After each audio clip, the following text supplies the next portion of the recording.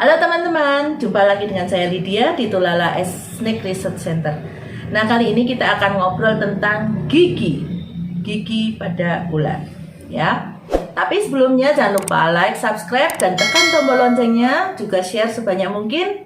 Tentunya juga tonton sampai selesai, oke?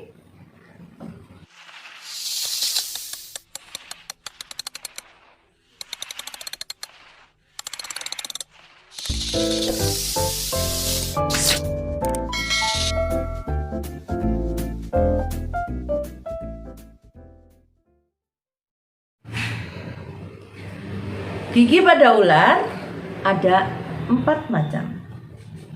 Yang pertama, nah ini ada Aglipa, kemudian ada yang di bawahnya Opistoglypha, ya. Terus ini ada juga Proteroglypha dan Solenoglypha. Nah, kita akan bahas satu persatu ya. Kita akan bahas yang pertama adalah yang Aglipa. A itu dalam bahasa Latinnya adalah artinya tidak. Glypha atau glyphus itu taring bisa. Berarti kalau yang Aglipa itu tidak ada taring bisanya. Jadi tidak memiliki taring bisa. Nah, kalau tidak memiliki taring bisa berarti dia tidak berbisa. Nah, biasanya ular-ular ini akan membunuh mangsanya dengan cara membelit, karena dia tidak punya taring bisa, otomatis tidak ada bisanya, tidak ada yang untuk membunuh. Jadi cara membunuhnya adalah dengan membelit. Nah, biasanya giginya akan sama seperti ini. Gigi pada ular itu semuanya condong ke dalam, ya, miring ke dalam. Kenapa? Ular tidak punya alat gerak, tidak punya tangan. Jadi ini untuk membantu memasukkan mangsanya, ya. Jadi condongnya ke dalam begini. Jadi begini akan membantu untuk memasukkan makanan ke dalam mulutnya. Nah, untuk ular yang Aglipa ini, kalau ukurannya kecil masih oke, tidak terlalu berbahaya, ya. Tapi kalau ukurannya biasanya ini yang Aglipa juga itu ular piton yang ukurannya besar-besar. Nah, itu bahayanya adalah saat yang pasti giginya akan besar-besar juga. Terus biasanya mereka ini belitanya yang sangat berbahaya, ya. Jadi yang harus diwaspadai untuk ular-ular yang Aglipa ini adalah kalau ularnya besar dan belitanya kuat, itu yang harus kita waspadai. Jadi teman-teman kalau ketemu ular piton yang liar, biarpun mungkin ukurannya tidak besar, mungkin baru 1 meter 2 meter, itu juga sudah berbahaya karena belitan mereka ini sangat kuat sekali. Apalagi saat mereka sudah ngancing istilahnya, ya. Kalau ekornya sudah pegangan, waduh, itu sudah sulit. Jadi kalau teman-teman misalnya ke alam, jangan pernah sendirian, harus ada temannya. Sewaktu-waktu ada kejadian, ada yang nolongin. Karena dibelit ular yang besar-besar ini harus ada yang nolongin. Kalau sendiri susah, ya. Kita lanjut ya. Kita lanjut ke gigi yang kedua, yaitu Opistoglypha ini.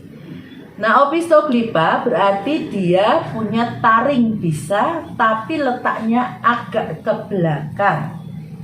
Nih, ya, mana? Di belakang. Nah ini. Nah, ini agak ke belakang.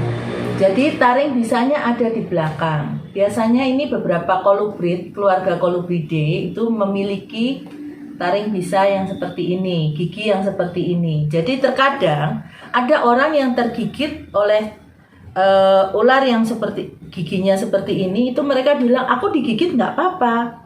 Ya nggak apa-apa, karena nggak kena taring bisanya, karena taring bisanya agak di belakang gitu.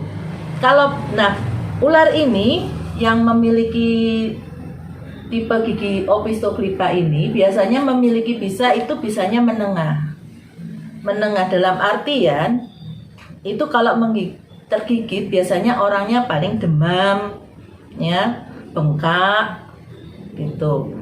Nah, nanti saya akan jelaskan di sesi yang berikutnya tentang jenis bisa dan tingkatannya, ya. kita bahas dulu tentang gigi dulu. Nanti kita akan lanjut lagi tentang bisanya. Oke? Jadi biasanya ini ular-ular kolubrid. Cuman ada beberapa kolubrid yang memang jadi berbisa tinggi. Contoh yang memang harus diwaspadai itu ular picung. Ular picung ini termasuk yang Opisthoglypha. Tapi ular picung ini istimewanya lagi karena dia selain berbisa dia juga beracun. Nah, ini yang kadang membuat lebih berbahaya. Jadi menjadi apa ya? Kita kelompokkan kayak bisa yang lebih tingkatannya tinggi, berbisa tinggi. Karena bisanya dan racunnya itu menyerang ke darah. Jadi yang tergigit ular picung biasanya akan berdarah-darah. Dari seluruh lubang yang ada di dalam tubuh kita itu akan berdarah karena darahnya lisis, ya tidak bisa menggumpal lagi, rusak darahnya gitu. Nah, nanti cerita untuk hemotoksinnya ini kita bahas di video yang berikutnya. Oke, kita lanjut lagi ke gigi yang ketiga. Ini Proteroglypha. Proteroglypha itu taring bisanya di depan dan agak panjang.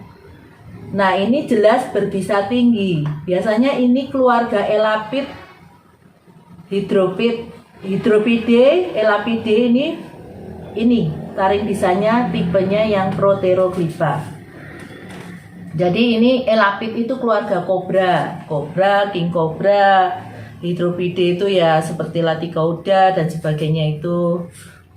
Terus Bungarus juga seperti ini, ya. Seperti ini. Jadi ini berbisa tinggi, jelas berbisa tinggi. Nah, yang istimewa adalah pada kobra. Kenapa pada kobra istimewa? Karena pada ular kobra taring bisanya itu ada lubang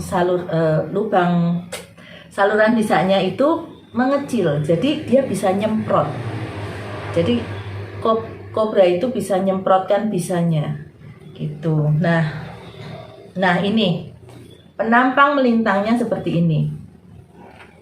Jadi kalau untuk ular yang taring bisanya biasanya ini lubang alur bisanya tuh agak lebar. Pada ular yang lain tuh agak lebar. Jadi dia nggak bisa nyemprot. Nah, kalau pada kobra itu mengecil. Jadi lubangnya kecil, kelihatan ya. Jadi itu dia bisa nyemprot. Ibarat kita main itu selang air ya. Kalau kita kecilkan pasti lebih jauh. Nah, seperti itu. Jadi ini penampang melintang taring bisa, ya. Tuh. Oke, kita lanjut lagi ke yang Solenoglypha. Nah, ini yang istimewa ya. Panjang. Ini bisa sampai 3, 4, 5 cm taring bisanya. Ya, panjang. Solenoglypha ini biasanya yang memiliki taring ini adalah keluarga Crotalidae Viperidae. Nah, ini yang dimiliki. Mereka ini memiliki taring bisa yang sangat panjang. Nah, jangan dibayangkan kalau mengatup ya. Jadi taring bisa ini bisa dilipat ke dalam. Saat mereka menutup mulutnya, taring bisanya akan terlipat ke dalam. Nah, saat membuka nanti taring bisanya akan tarik keluar seperti ini. Dan ini sangat panjang, sangat panjang. Gitu.